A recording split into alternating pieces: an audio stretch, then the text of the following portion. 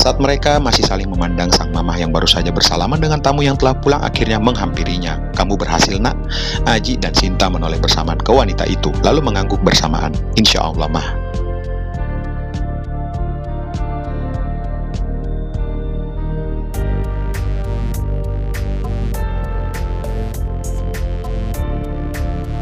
"Ayah." Dea yang sejak tadi bermain dengan Adele segera menghampiri Aji. Aji berjongkok dan mengecup kening Dea dengan penuh kasih sayang, dan terlihat Sinta menarik nafasnya dalam-dalam sambil memperhatikan tingkah Aji dan anak itu.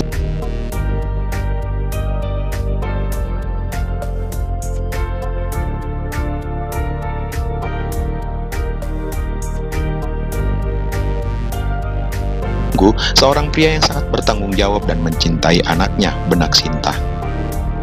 "Kalau gitu, ayo kita makan dulu, kebetulan tamu-tamu udah pada pulang," kata sang mama. "Yuk, kebetulan juga Aji udah lapar," ujar Aji. "Yuk, Sin."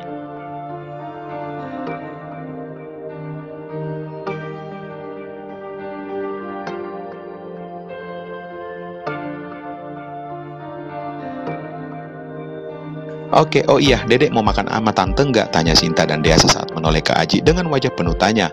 "Dedek mau makan nggak sama Tante? Kalau mau silakan aja," ujar Aji sambil mengusap wajah anak itu. "Mau, yuk Tante," kata Dea lalu berlari dan meraih lengan Sinta kemudian menariknya menuju ke meja makan.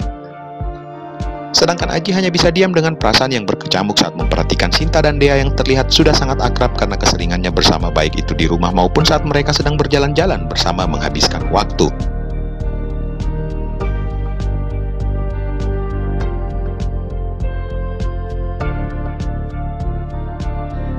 "Ji, sepertinya Dea udah cocok Mas Sinta sayang," ujar sang mama saat mendekati Aji.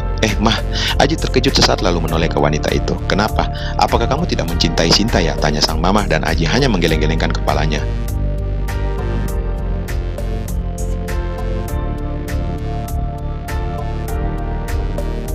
"Sinta anaknya baik dan juga menerima kamu apa adanya. Ya, walaupun sampai saat ini dia belum mengetahui cerita sebenarnya tentang Dea, tapi mama yakin kalau Nak Sinta itu adalah seorang perempuan yang cocok menjadi pendamping kamu kelak," kata sang mama, membuat Aji kembali menarik nafasnya dalam-dalam.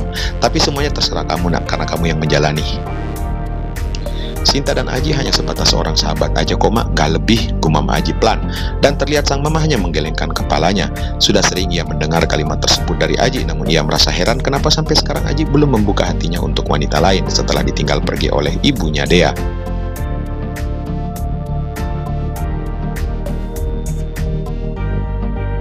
"Ya sudah, terserah kamu aja, Mama dan Papa hanya bisa berdoa untuk masa depan kamu." "Ya, Mah, terima kasih. Akan tetapi memang Aji pengen fokus ke usaha dulu, lagi nggak mau mikirin yang lain," ujar Aji, dan akhirnya sang mama hanya bisa menghela nafas karena merasa putus asa dengan Aji.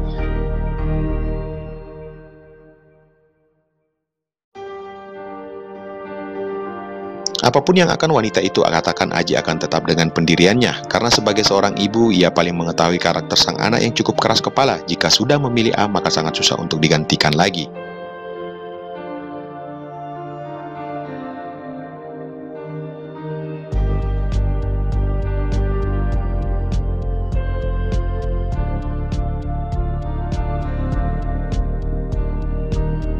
"Ya sudah, sana temenin Sinta ya. Minimal jangan kecewain dia karena sudah bersusah payah menemani kamu selama ini.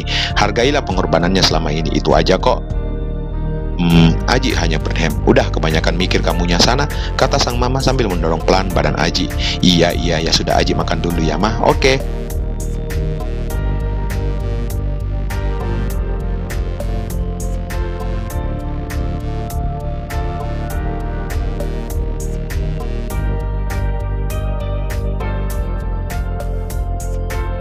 Suasana di rumah itu terlihat cukup bahagia, walaupun beberapa hari keceriaan itu sempat meredup dikarenakan Aji yang kehilangan pekerjaannya. Namun karena semangat yang ditunjukkan oleh Aji selama ini mampu menciptakan suasana ceria dan bahagia kembali di dalam rumah. Apalagi saat Aji merubah niatnya menjadi pengusaha, maka semua orang dalam rumah langsung mendukung keputusan Aji.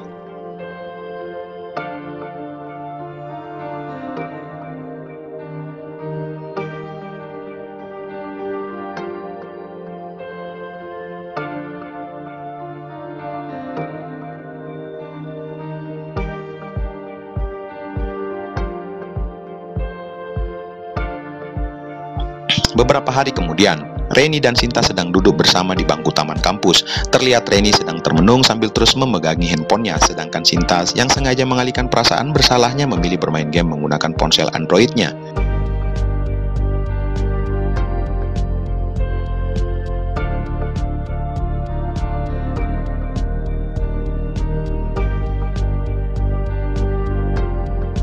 Karena merasa sejak tadi mereka hanya diam, maka Sinta mencoba menoleh dan menghentikan kegiatannya sejenak.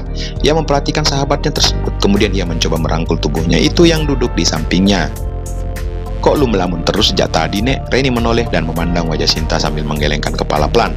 Tak ada satu patah kata pun keluar dari Reni. Tak lama kemudian, ponsel Reni berbunyi berkali-kali. "Siapa, Nek?" tanya Sinta sambil melihat ke layar ponsel gadis itu.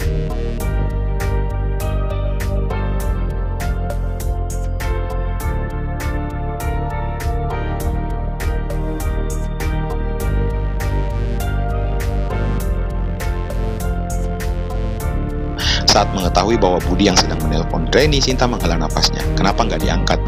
"Males aja, Sin," jawab Reni sambil menundukkan wajahnya.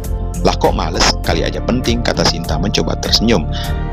Karena terlihat Reni menarik nafasnya dalam-dalam, ia sebetulnya tak tega melakukan ini terhadap Budi. Namun apa yang dilakukan oleh Budi beberapa hari yang lalu sungguh membuat hatinya hancur. Bagaimana tidak, sekian lama ia tidak bertemu dengan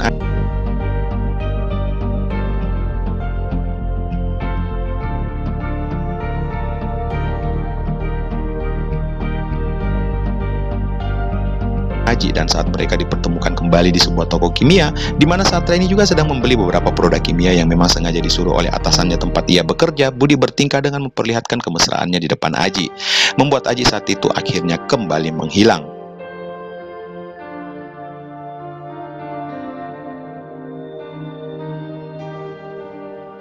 "Kenapa dengan Budi, Nek? Apa yang udah dia lakuin ke lu?" tanya Sinta yang sejak tadi menunggu lanjutan penjelasan dari Reni.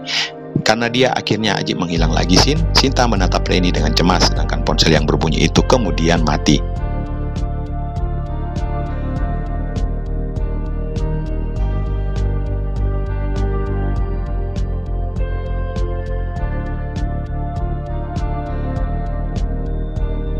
Perasaan tak menentu Sinta tersenyum lalu mencoba bersuara dengan perlahan-lahan. "Aji, emangnya lu sempat ketemu lagi sama tuh anak?" "Iya, Sin, dan gua kenapa sampai saat ini sangat susah ngelupain dia, Sin," jawab Reni, dan terlihat guratan kesedihan di wajahnya yang membuat Sinta yakin bahwa selama ini kesedihannya tersebut memang disebabkan oleh Aji. Sinta yakin bukan Budi yang membuat kesedihan itu. Jadi selama ini Sinta salah menebak akan kesedihan yang dirasakan oleh sahabatnya itu.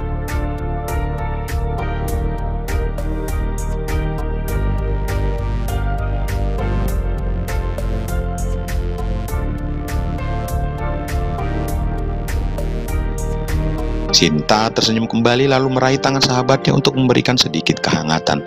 "Lu masih mencintai dia ya?" Dengan pelan Reni mengangguk menjawabnya. "Gua." Terlihat di kedua ujung mata sahabatnya tetesan air mata mulai tertampak. "Gua cinta banget sama dia, Sin." Tapi belum sempat Sinta melanjutkan ucapannya, Reni kembali menyela. "Gua dilema, Sin. Sedangkan sekarang ada Budi yang hadir dan menghibur gua selama ini. Dan Aji yang dulu pernah hilang sekarang kembali lagi."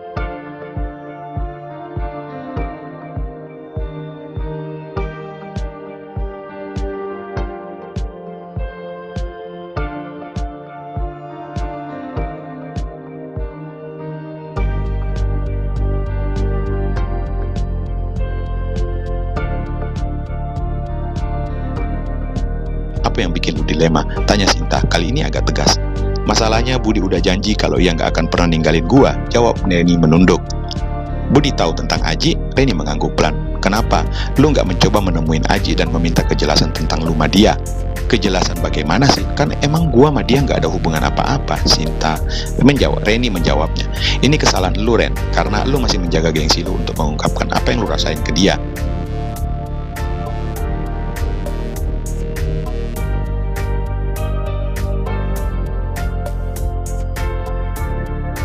"Udah ngungkapin semua perasaan gue ke dia, Sin, dan dia juga tahu kalau gue cinta banget sama dia," jawab Reni sambil menoleh dan menatap wajah Sinta dengan penuh haru.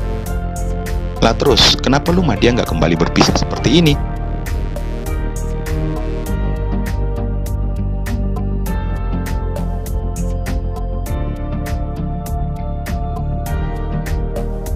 Sebetulnya Sinta mengetahui apa alasan Aji tidak menemui Reni selama ini, dan sengaja Aji mengganti nomor ponselnya lagi dikarenakan ia tidak ingin orang-orang yang pernah mengetahui kalau ia pernah ditahan di kantor polisi kembali menghubunginya. Ya, karena Aji merasa malu.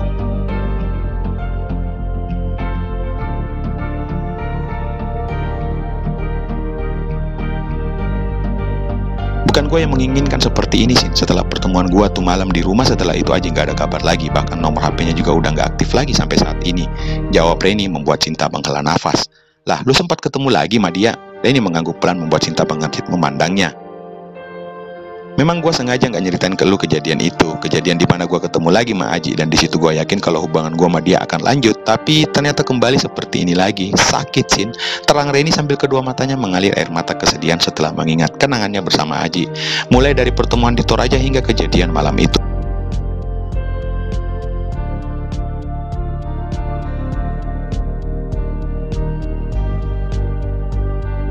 Malam di mana Aji hampir saja menjawab perasaannya selama ini.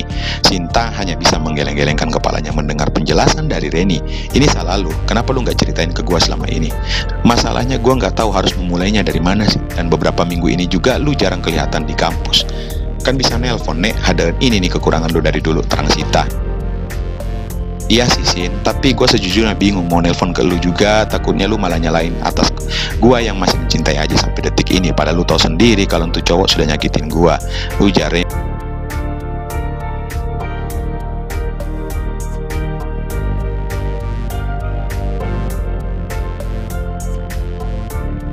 Hanya geleng-geleng kepala mendengar penjelasan dari sahabatnya yang menurutnya sangat tidak masuk akal. Terus sekarang ceritain ke gua saat lu ketemu lagi sama Aji dan hingga yang lu bilang di mana lu berpisah untuk kesekian kalinya, ujar Sinta. Walaupun sedikit banyaknya ia mengetahui keadaan Aji dan Reni, akan tetapi ia juga tak mengetahui bahwa keduanya sempat bertemu, dikarenakan Aji tidak pernah menceritakan ke Sinta. Tahu sendiri, saat Sinta mulai menyinggung tentang Reni, pasti Aji akan segera mengalihkan pembicaraan. Sinta menyadari bahwa Aji tidak ingin memikirkan hal lain dulu selain membangun usahanya yang saat ini ia geluti.